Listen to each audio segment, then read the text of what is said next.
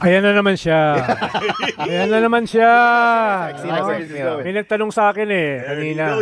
Anong tawag sa tao na paniwalang-paniwala sa kanyang sariling kasinungalingan? No?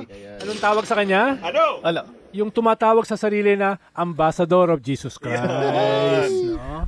Pero mo, eto na naman siya. No?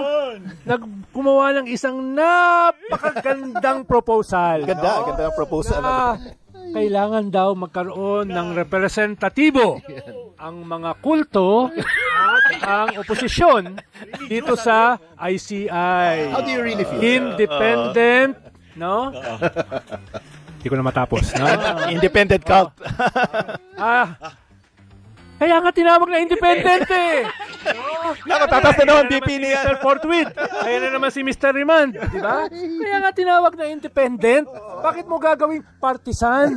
No? Ako, hindi naman ako ganun nagpapanggap na matalino. No? Pero tumatalino ako kumpara sa mga ito Kaya mas gusto ko silang kasama kaysa dito sa mga kasama ko dito. Sorry naman. Bobo. So, ayun, no? Tapos, oposisyon. Ano bang ibig sabihin ng oposisyon?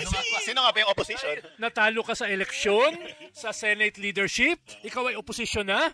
Ang ibig sabihin ng oposisyon ay prinsipyo, plataforma, vision, higher purpose. Higher purpose. Hindi lower organ, no? Yan. Nako. Yan ang ibig sabihin yan, no? Tapos, oposisyon. Sino ba miyembro niyan? Di ba yan yung iimbestigahan ng ICI? No? Yan yung gusto mo magkaroon ng representasyon sa ICI? Di ba? Ano ka? No? Anong tawag sa'yo? Tapos, ang lakas ng loob mo.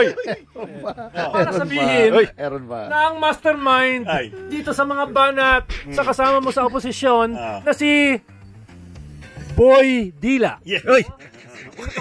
Senator Joel Villanueva ay si Laila de Lima na pinakulong nyo ng 7 taon kahit walang sala, no? At muntik pang mamatay sa loob ng kulungan, siya pa daw ang mastermind sa likod ni Carpio Morales, no? Na hinatulan si Senator Joel Villanueva. Diba? Lakas naman ang loob mo. Subukan mo na ba makulong na isang araw?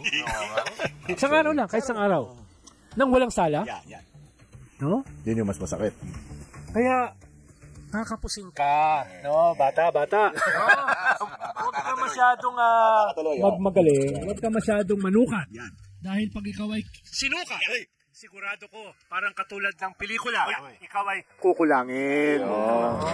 Kaya, please lang. Please lang. No? Itigil mo na yung mga kabalintunaan na yan. No? Kahit papano naman, kung hindi mo irerespeto ang iyong sarili, irespeto mo ang iyong posisyon. Tama. At kung hindi mo irerespeto ang iyong posisyon, edi wala nang respetuhan. Wala nang respetuhan. No? Oo. I rest my case. Yeah. Wala, pero